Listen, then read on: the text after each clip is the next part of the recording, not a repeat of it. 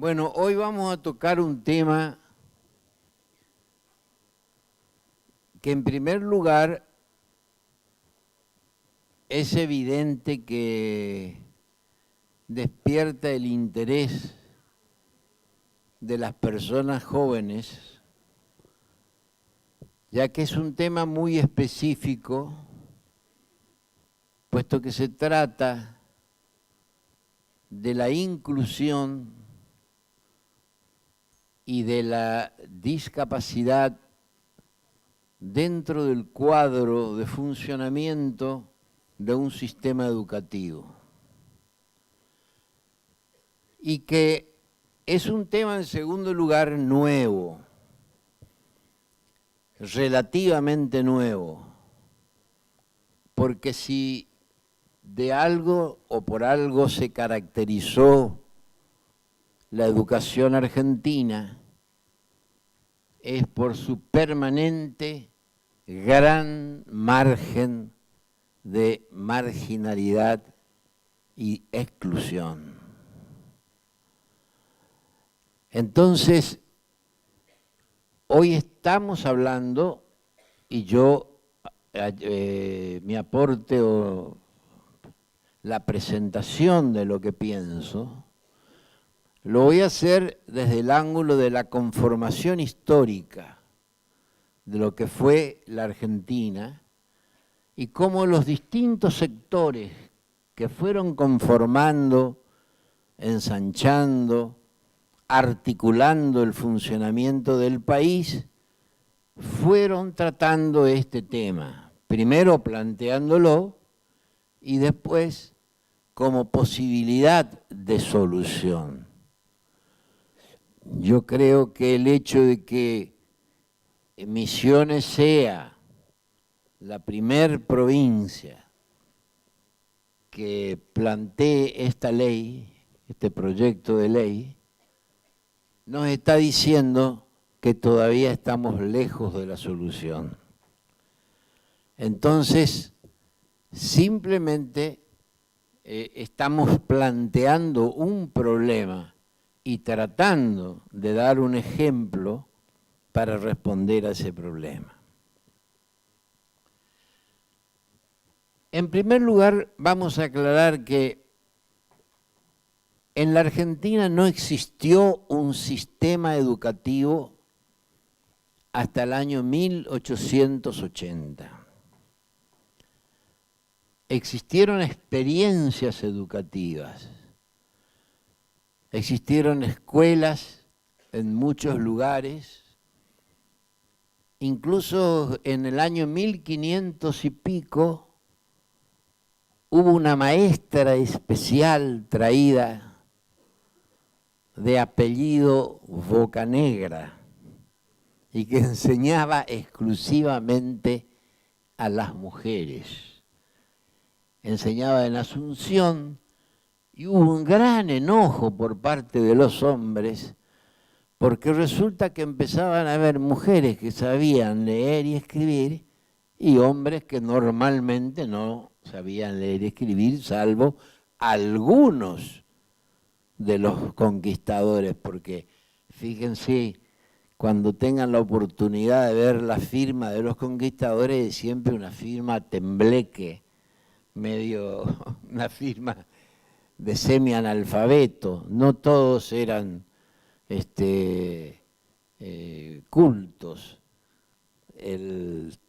Sin despreciar la profesión, el gran conquistador del Perú era un criador de chancho, así que no tenía en el sentido de la educación, digamos así, que nosotros podemos pedir a cualquier jefe de Estado, por así decir.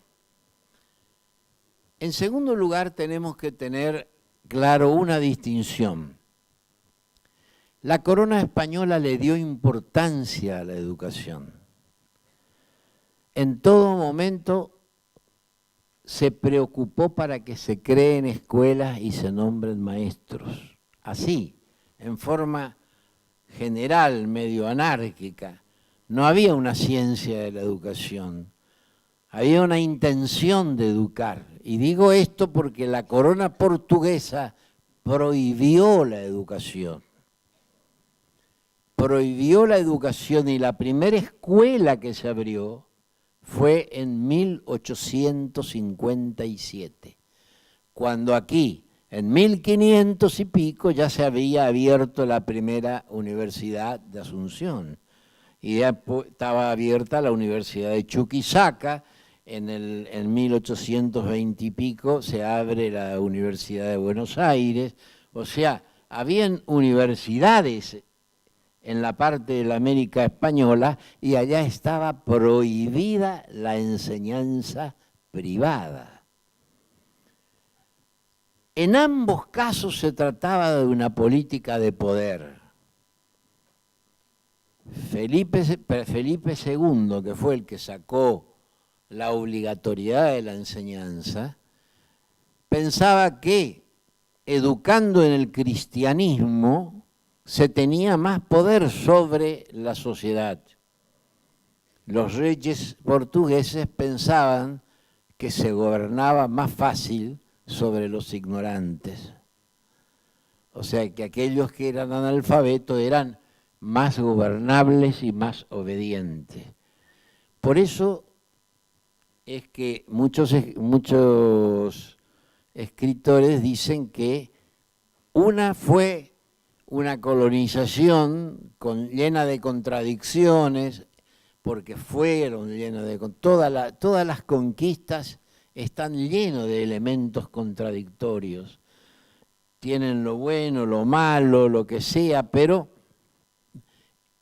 el hecho de que se haya distinguido por preocuparse por la educación, creo que es un dato que no se tiene que olvidar.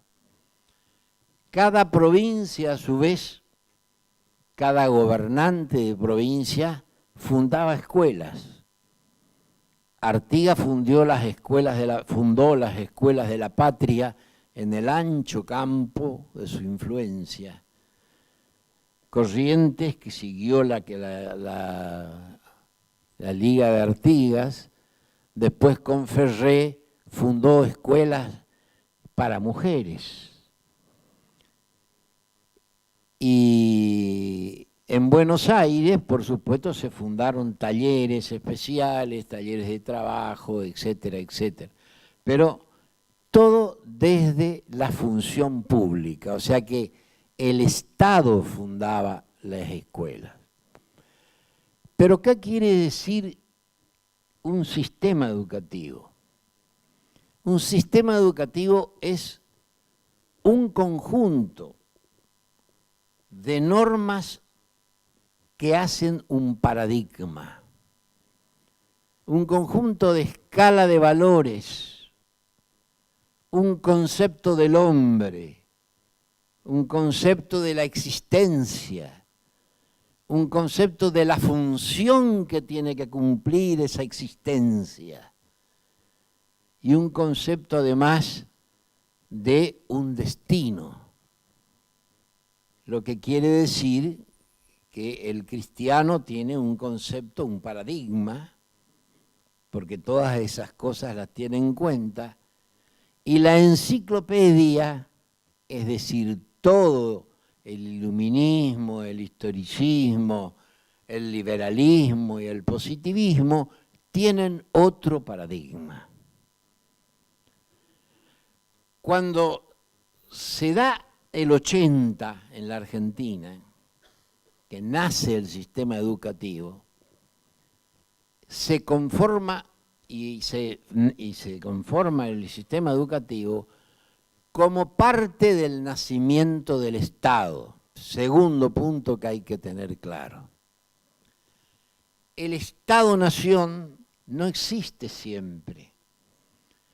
O sea, todos los historiadores dicen, bueno, el 26 de mayo, que es el día siguiente al 25, cuando cae el virrey, se hizo tal cosa y se continuó como si fuese una continuidad histórica. Y en realidad ahí no hay ni una continuidad histórica. Ahí ha muerto algo y ha nacido otra cosa. se ha producido una ruptura. En la historia se producen rupturas. Entonces, se rompe por un lado la relación con el rey, que estaba prisionero, y aparecen concepciones que justifican la participación de los vecinos. Porque si no, ¿por qué razón los vecinos se juntan como ustedes están ahora y tienen quién les dio la capacidad de decidir algo?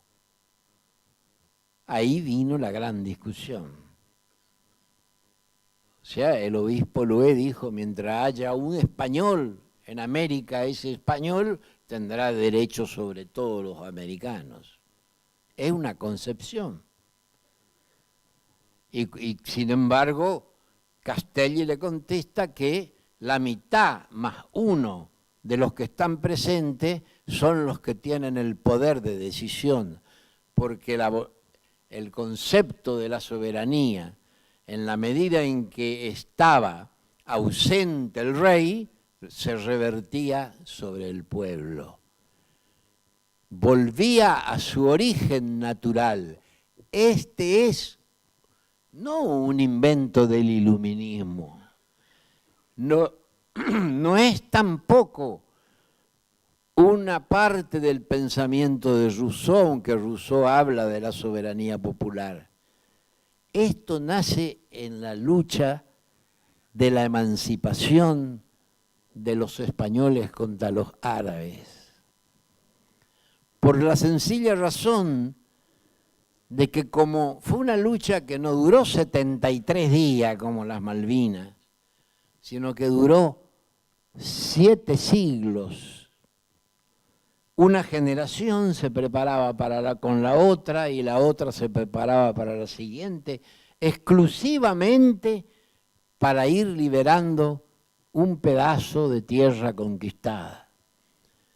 Por eso es que se van formando reyesuelos. En un momento determinado la historia de España tiene más de 7, de casi 10 reyes. Se formaba una zona liberada y el señor era el que tenía espada, el que tenía ganado, o el que tenía gente, el que tenía elementos suficientes como para defender al poblado de un posible ataque árabe. Ese era el considerado primero señor y después rey. Así nacieron el rey de Galicia, el rey de Cataluña, el rey de Castilla, el reinado de Portugal, que fue mucho después, porque Portugal nace en 1200 como un condado de Castilla. Y así entonces ese concepto de la soberanía revierte en el pueblo. Y con ese concepto nacemos nosotros al mundo. Y al nacer, en la primera junta ya se discute sobre la educación. Y el primero que plantea que había que hacer una educación gratuita y obligatoria era don Manuel Belgrano. Y había escrito ya antes, él era miembro del consulado, en la revista del consulado había escrito sobre el tema. Fue una obsesión que tuvo siempre, fundó escuelas con su propio peculio en las campañas que hizo sobre todo en el Ejército del Norte. Se preocupó por la educación de los indios guaraníes cuando estuvo aquí, pero ninguna de esas cosas formaron parte de lo que le estaba diciendo recién del sistema educativo. Ahora, en el 80, la Argentina termina las guerras civiles que nos venían desatando desde que termina la campaña continental. O sea, al desaparecer los libertadores de la escena, en la década del 20, que desaparece San Martín, al final del 20 muere Bolívar, en el 20 se exilia Artigas, comienzan a emerger los poderes regionales. Cada puerto forma su ciudad, su mercado, y ve la posibilidad de extensión de su mercado. Entonces comienzan los conflictos internos, los conflictos regionales. Y esos después van a ser los famosos estados hispanoamericanos. Pero eso nos duró todo el siglo XIX. La Argentina, para tener un estado, porque Chile se constituye en estado mucho antes, la Argentina, para tener un estado, peleó 70 años. Es decir, desde 1810 hasta 1880. En el 80, el ejército provinciano entra en Buenos Aires, derrota al ejército porteño, le saca la ciudad federal, la federaliza, le dice, esta ya no es más la capital de Buenos Aires, es la capital de todos los argentinos, y con eso le quita la renta de la aduana, que era la causa fundamental de la pelea entre provincianos y porteños, porque toda la riqueza quedaba en Buenos Aires de lo que se exportaba y de lo que se importaba. Entonces, sin embargo, la producción era provinciana en su gran mayoría, porque Buenos Aires producía la ciudad en comparación muy poco, en comparación con el conjunto de las provincias. Tampoco había una relación fluida, aunque sí equilibrada, entre la ciudad de Buenos Aires y la provincia de Buenos Aires. La ciudad de Buenos Aires estaba compuesta por comerciantes y sobre todo comerciantes importadores.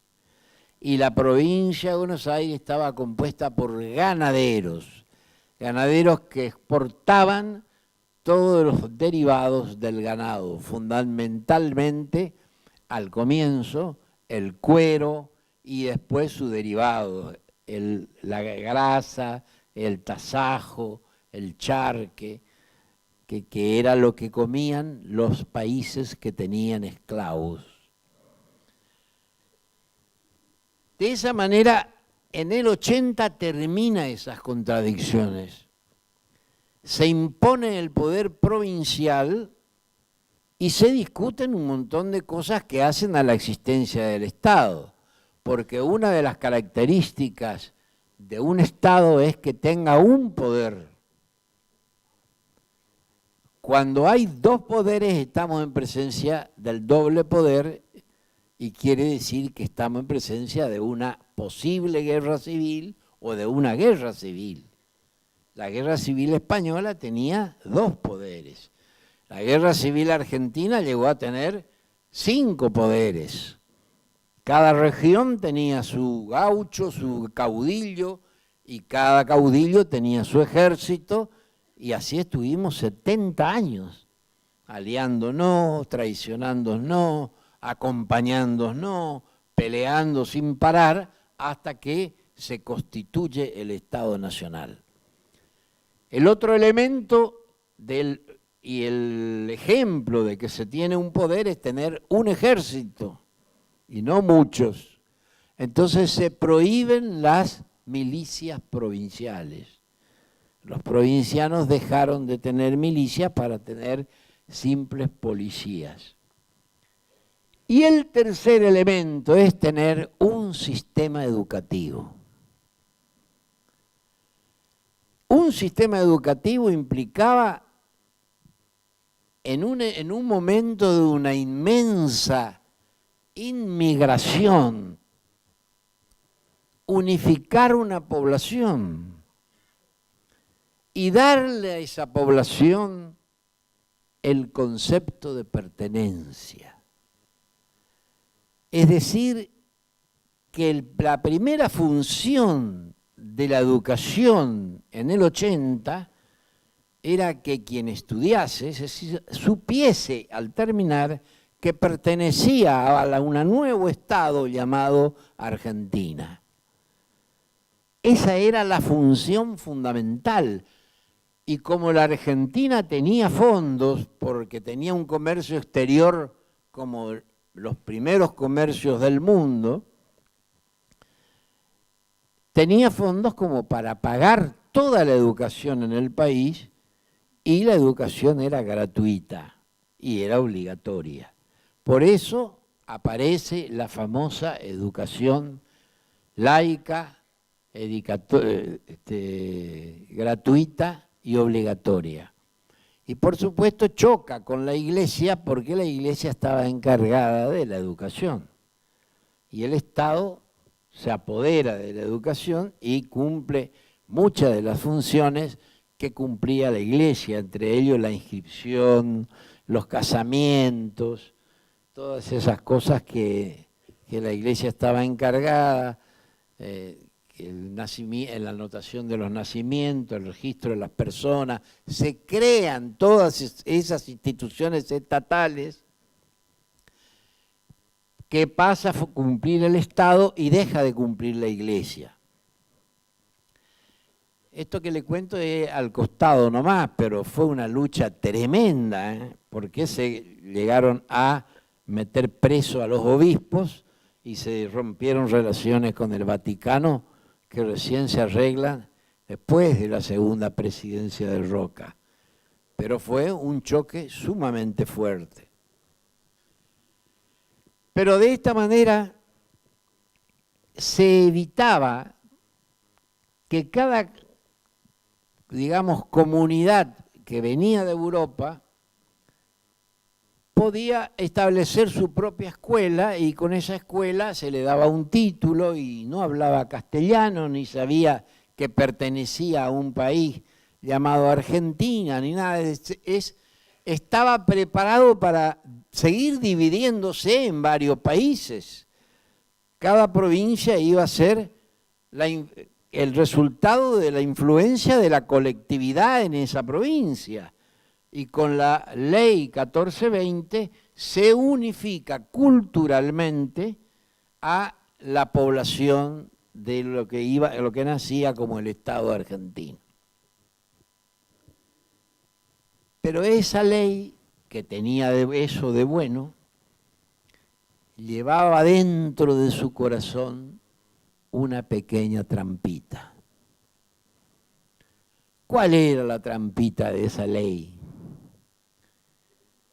La trampita era que estaba inspirada no en la filosofía cristiana, que era toda la población, sino que tenía la fundamentación de los pensadores de la Ilustración. Y su verdadero fundamento del hombre era el positivismo, el darwinismo, el evolucionismo, que por eso no se llamaba desarrollo, sino que se llamaba progreso. La bandera de Brasil dice orden y progreso. La palabra progreso era fundamental porque mostraba el concepto de que el hombre trabajaba para enriquecerse, y ese era el fondo del ser humano que se estaba formando en esa escuela. Imagínense ustedes la cantidad de excluidos que había, porque una de las características de esa fundamentación era el pensamiento de don Domingo Faustino Sarmiento, que decía que todo lo criollo estaba condenado al fracaso y que además de estar condenado al fracaso tenía que ser considerado como una expresión de barbarie y no de cultura. Entonces, la cultura llegaba de afuera porque tenía barcos, porque tenían armas superiores, porque tenían pintores, porque tenían teatro, porque él había recorrido Europa, era antiespañol, y dice, recorrí Europa y España, como si fuesen dos cosas distintas.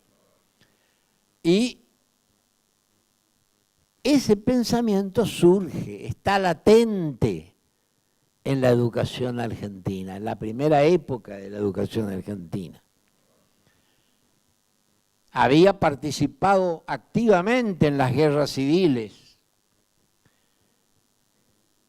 y había sido un gran apoyo del general Mitre, que peleó contra todos los caudillos que se levantaron para defender sus provincias.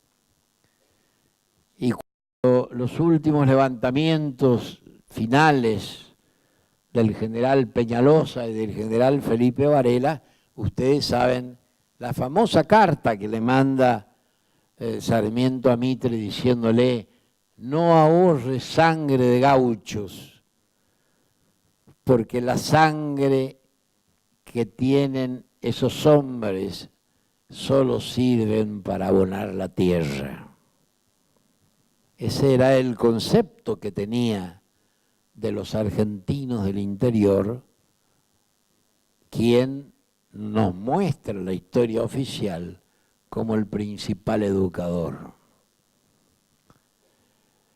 Entonces, en el 80 estaba escondida esa concepción. Todos los que lean las cosas que se escribieron, se publicaron en el 80, uno está oliendo a positivismo, oliendo a darwinismo, a evolucionismo, a toda la ilustración como que se consagra en la educación argentina. La propia división de los tiempos históricos no es nuestra. Dice historia antigua, media, moderna y contemporánea de Europa, no nuestra. Entonces nos meten esa historia y eso está ahora en los programas. Todavía falta dar el combate final para que tengamos nuestra propia educación. Fíjense ustedes, si nos falta romper el paradigma principal, ¿cómo no nos va a faltar romper los paradigmas complementarios y tan necesarios como son estos que ustedes traen en este proyecto de ley? Que es o romper otro paradigma nuevo, innovador, con fuerza y que da felicidad a una gran parte del pueblo argentino.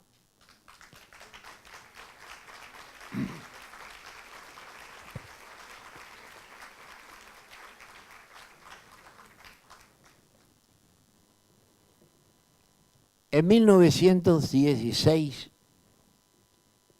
asume el gobierno don Hipólito Yrigoyen.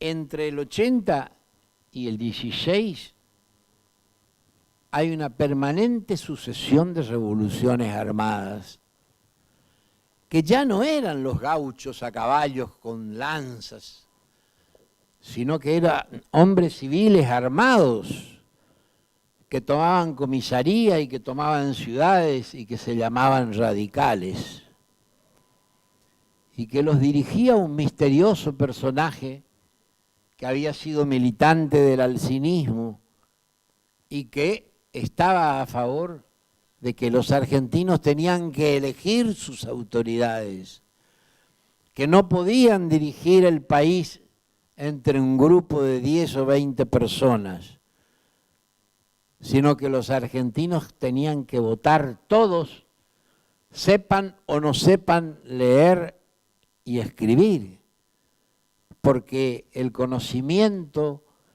y la educación era social y la instrucción era institucional. Entonces bastaba con el conocimiento y la educación que la sociedad le había dado para poder elegir sus gobernantes. Así lo hicieron durante todo el siglo XIX el pueblo argentino cuando se reunían en una plaza y decían, ese es mi caudillo. Esa era la democracia directa y le seguían hasta la muerte.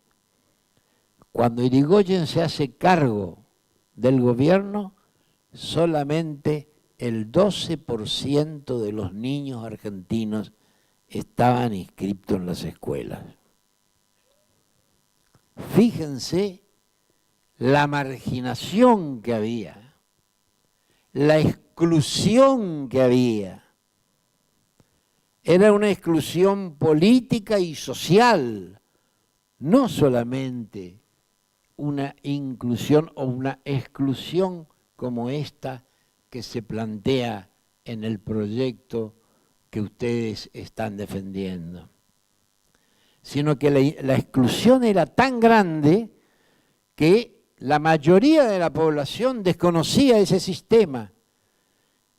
Y por eso había como un país chico que gobernaba y una inmensa población que ignoraba al gobierno. Cuando se produce el golpe del 30, empieza a haber una profunda transformación en la estructura argentina. La guerra hace que los países que pelean, los europeos fundamentalmente, y los norteamericanos, se dediquen a fabricar armas.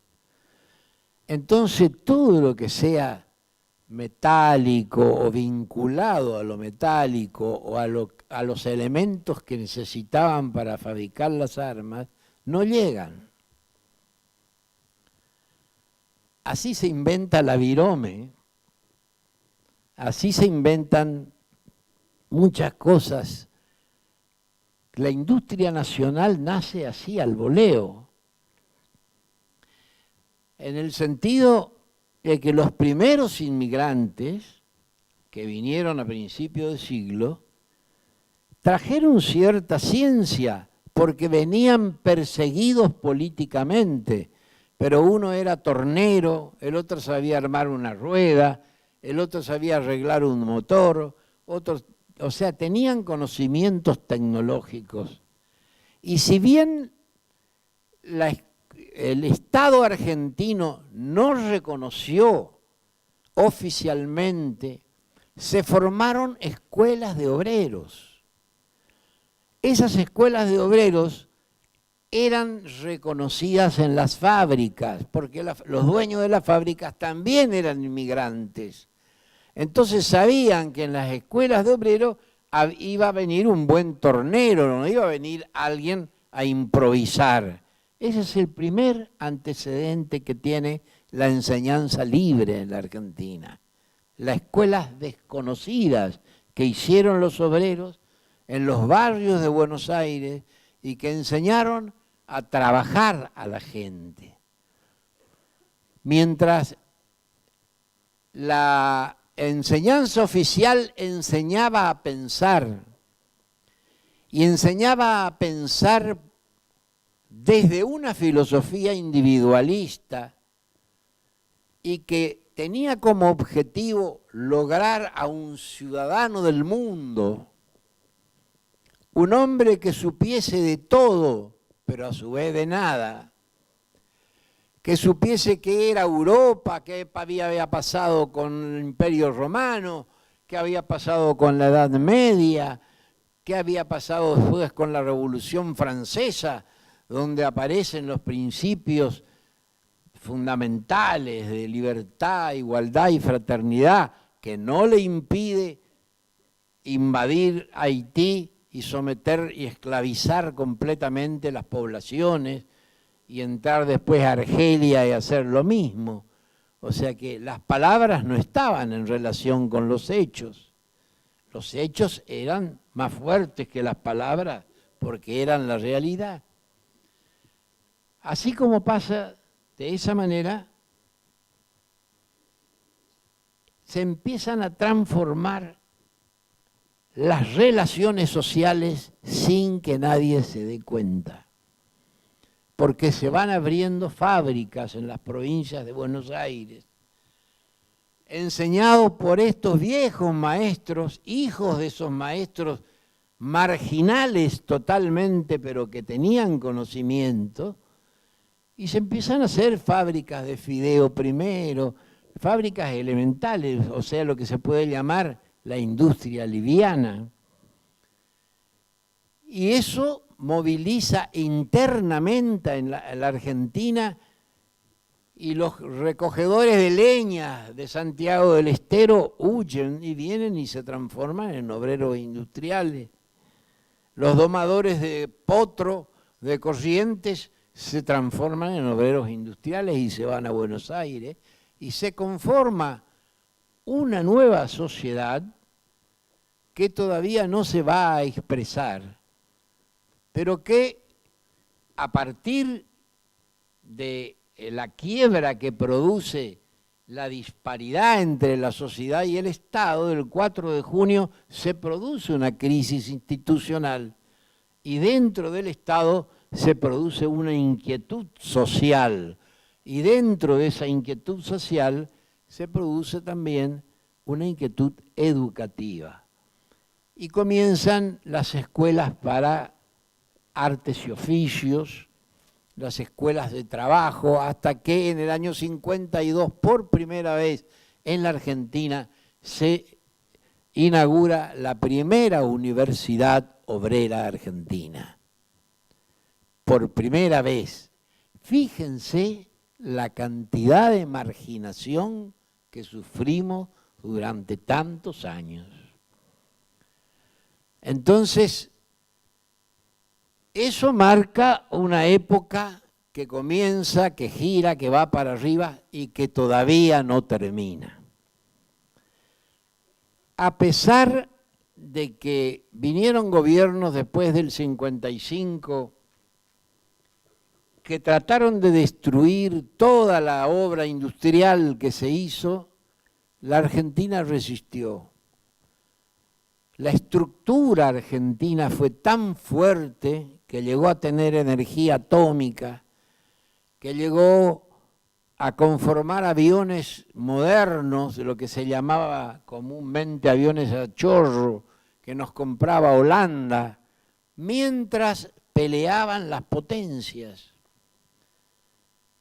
Lo que decía un historiador es que cada vez que las potencias peleaban, los pueblos de la periferia crecían, porque quedaban tranquilos, no se preocupaban por ellos.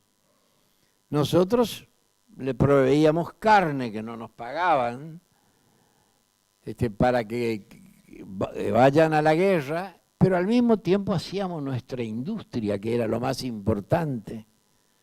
Y entonces cambiaba la composición social del pueblo argentino. Y esa composición social del pueblo argentino se expresa después en la política. Se produce una crisis que no es parte de la conversación de hoy y nace lo que todos denominamos el Estado popular del peronismo. Dentro de ese Estado hay una dicotomía. Por un lado, aparece y se multiplican, desde el punto, estamos hablando siempre del punto educativo, escuelas de oficios que se multiplican en gran cantidad porque se necesita aprender a trabajar. Para ir a una fábrica no se podía ir a un colegio nacional, había que ir a una escuela industrial, aparecen las escuelas industriales, pero en el fondo del fondo, sigue la trampita del 80. No se alteran los paradigmas de la historia argentina que hasta ese momento habían estado presentes. Comienza un movimiento fuera del Estado, que se llamó el revisionismo histórico, pero que no estaba permitido dentro del Estado, en las universidades.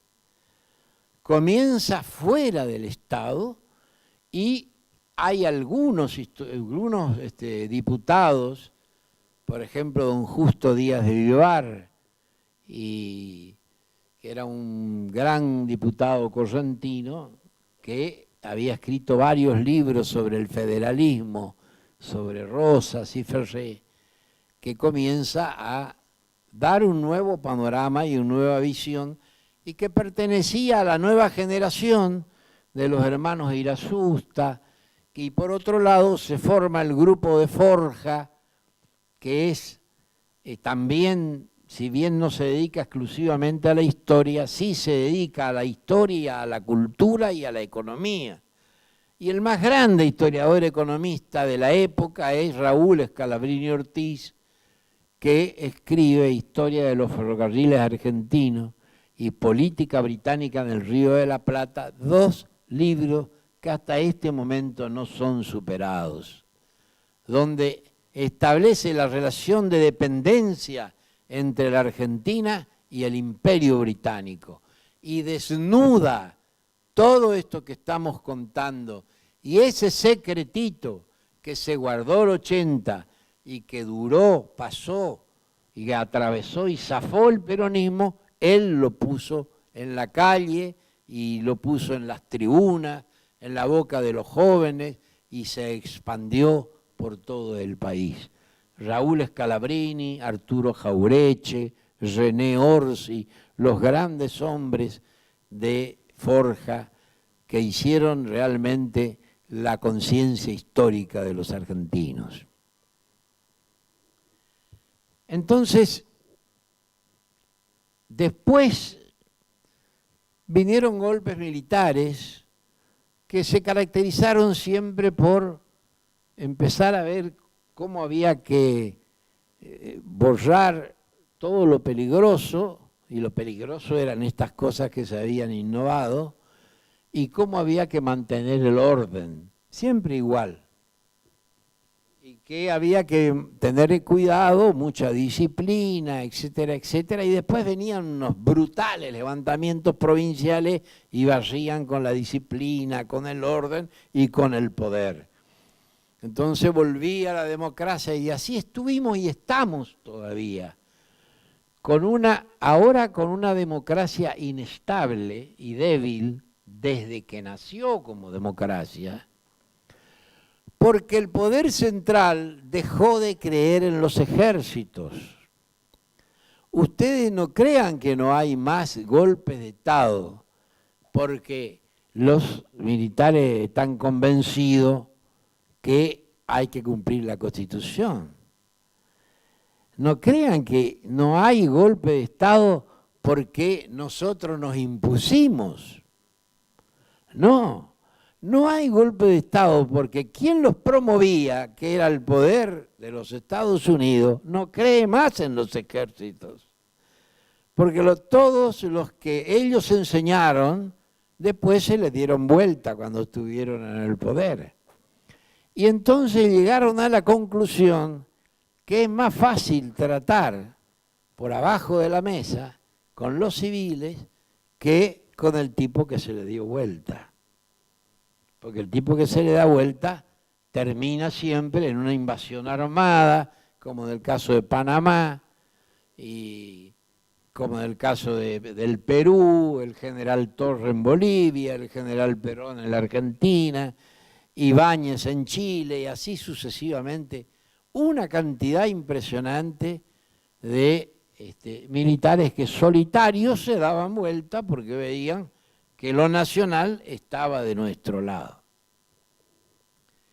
Es importante hacer un reconocimiento público a algo que se habla poco.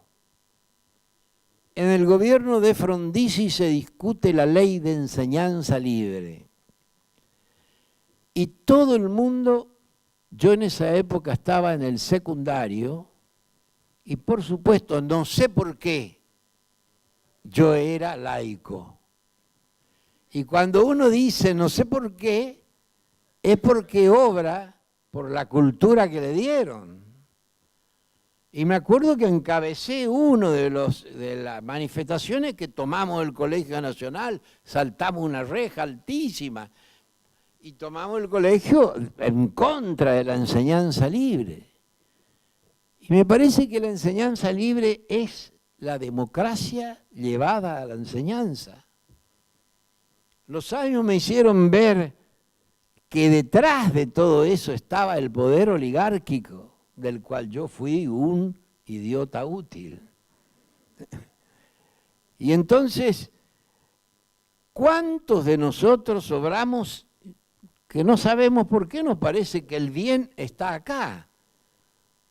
Porque en nuestra cultura que nos dan en la casa, que vemos en las escuelas, que escuchamos en el barrio, que los amigos influyen, etcétera, etcétera, creemos que eso es lo normal, cuando en realidad hay intereses muy concretos de que no se enseñe otra cosa. Entonces, ese revisionismo histórico que era orillero, llamamos así, se hizo también permitido y oficial. Y fueron las iglesias, el poder de la iglesia, la que hizo la Universidad del Salvador, la Universidad Católica Argentina y todas las universidades que permitieron la obra de Furlon, de José María Rosa, de Vicente Sierra y después el Instituto Hernando Arias de Saavedra, que difunde la obra de don Jorge Abelardo Ramos. O sea que la democracia se extendió y llegó mediante la enseñanza libre a que cada uno diga, yo voy a elegir qué voy a aprender. Antes no. Antes había que, imagínense, había que tomar por asalto para defender la enseñanza de otro, que además me estaba enseñando que Sarmiento era un personaje buenísimo. Y yo lo defendía.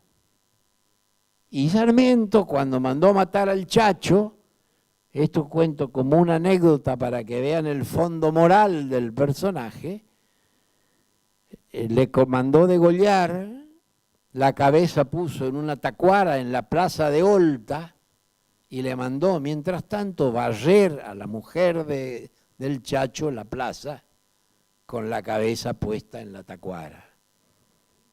Ese era el principal educador de la Argentina, porque había sido el filósofo de la Ilustración de la Argentina. Y por eso cumplía esa función, y por eso hasta yo a los 17 años tomé un colegio pensando en él. Entonces, quiere decir que la educación influye sobre la sociedad, tenían razón los españoles, es una manera de extender el poder, tenían razón mucho más los españoles que los portugueses, y que además de eso, que influye sobre los españoles, sobre los pueblos, es la única que nos va a dar un gran debate, la posibilidad de encontrar un futuro. Esta ley que ustedes me traen, y que las niñas me han mostrado, es una gran ley. Es una ley revolucionaria, por la sencilla razón de que continúa en su fundamentación todo lo que dijeron quienes cuestionaron el liberalismo. Todos los que quisieron romper con el paradigma del liberalismo y que pelearon para dar vuelta y decir que el hombre no estaba para la enseñanza, como decía Sarmiento, sino que la enseñanza estaba para el ser humano. Dar vuelta a la cuestión, que es lo que hace esta ley, y poner el ejemplo de la persona como el eje de la construcción conceptual, es una revolución en el fondo educativo. Y es una revolución que todavía no se ha hecho en la Argentina. Así que yo les felicito a las personas que hicieron este proyecto, porque va a tener primero una larga resistencia y vamos a ver si se va a poder concretar. Simplemente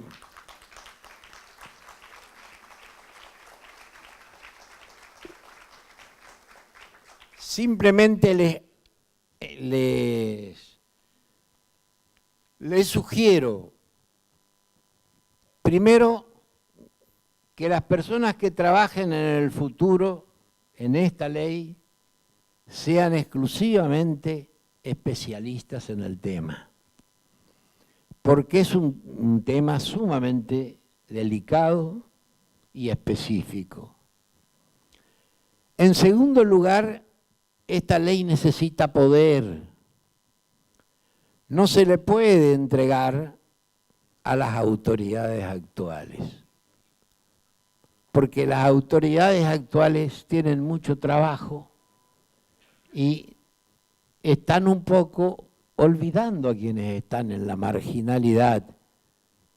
Y entonces necesitan que ustedes pidan la creación de una subsecretaría para que tenga poder, de una subsecretaría que dependa directamente del gobernador de la provincia, para que tenga capacidad de decisión y presupuesto suficiente para que esto vaya adelante.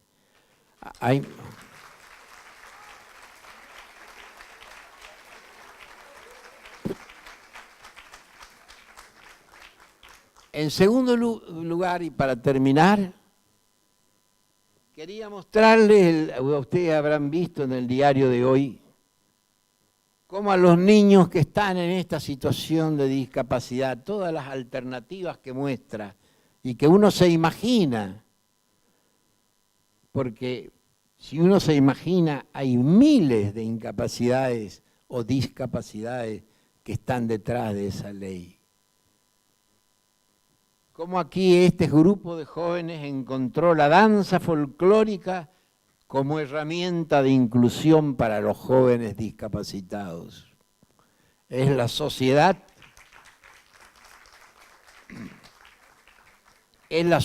que reacciona, porque no puede ver que un ser humano, por tener alguna característica específica de la cual no tiene la culpa, pueda ser excluido de la educación.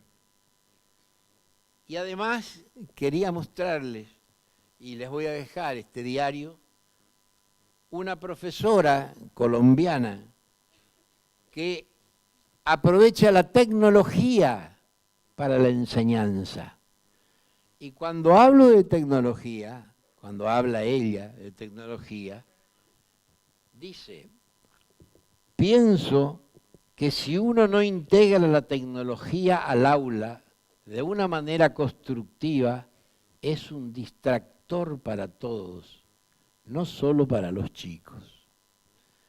El cerebro funciona cuando divaga, como una manera de defensa. Entonces, es una forma de protegerse.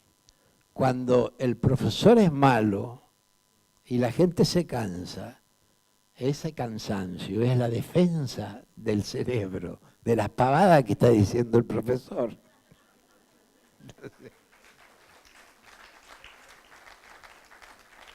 Entonces, dice acá algo que creo que es lo más importante desde el punto de vista del sentimiento humano. Dice, pienso que no se puede separar el jugar con el aprender. Jugando aprendemos muchas cosas.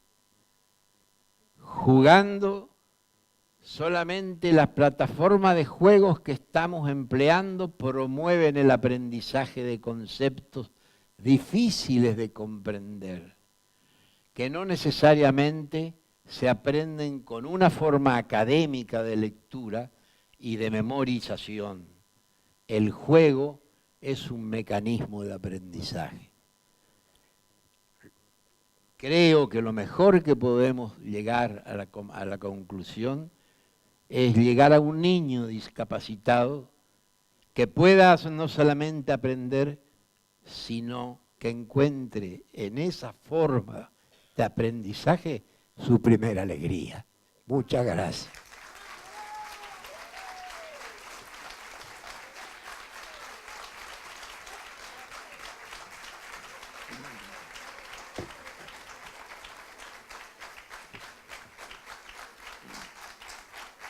Agradecemos la presencia del senador, doctor Salvador Cabral Arrechea, presidente del Consejo Académico del Instituto Saavedra, abogado, posgrado en Historia Social, magíster en Educación, doctor en Ciencias Políticas de la Universidad del Salvador, por supuesto, en este primer Congreso Provincial de Educación Inclusiva.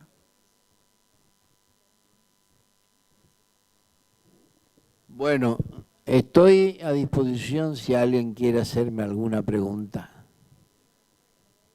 Si no, le agradezco profundamente la atención que me han dispensado y todas las cosas se terminan. Les dejo estos documentos para ustedes y ojalá el año que viene nos encontremos con la cuestión avanzada un poco más. Voy a colaborar también, yo dedicándome, tengo sin terminar un libro sobre educación, así que voy a avanzar en el tema y vamos a trabajar juntos. Muchas gracias.